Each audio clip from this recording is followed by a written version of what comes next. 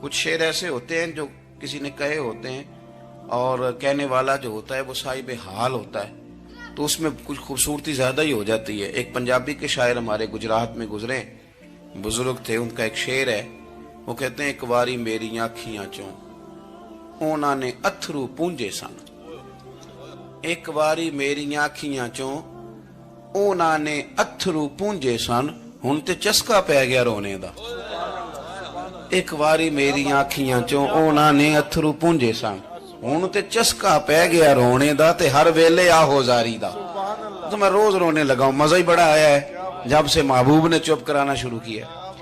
میرے عزیز، اور پھر حضرت بلال حبشی رضی اللہ تعالیٰ عنہ چونکہ حضور کے غلام تھے اور انہیں پتا تھا کہ سرکار میری ناز برداری کرتے ہیں، حضور نے چپ کرایا۔ فرمایا کیوں روتے ہو؟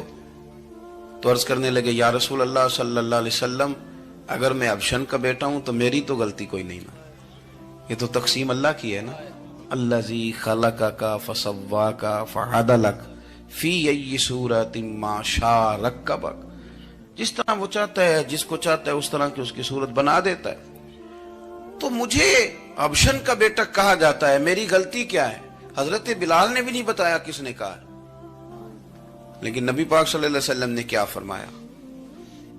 امام یوسف صالحی نے لکھا ہے، ذرا غور کرنا بات پر، تسلیاں لوگ اور رنگ میں بھی دیتے ہیں پر یہ تسلی بڑی انوکھی ہے۔ حضور فرمانے لگے بلال اگر تو حبشن کا بیٹا تو پریشان کیوں ہوتا ہے؟ کالے رنگ والی ماں کا بیٹا ہے تو پریشان کیوں ہوتا ہے اگر تیری والدہ کا رنگ کالا ہے تو؟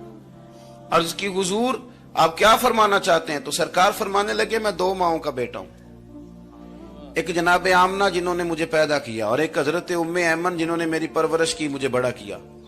حضور فرمانے لگے میری ماں آمنہ کا رنگ گورا تھا اور میری ماں ام ایمن کا رنگ کالا ہے۔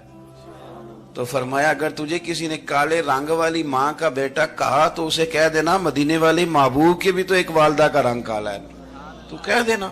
حضرت بلال کہتے ہیں کہ وہ اس طرح کی تسلی تھی، طفل تسلیاں نہیں جس طرح کی ہمیں دی جاتی، وہ اس طرح کی خوبصورت تسلی تھی کہ اس کے بعد میرا دل ایسا ٹھنڈا ہوا، پھر کسی کا تانا نہیں رہا، پھر کسی کی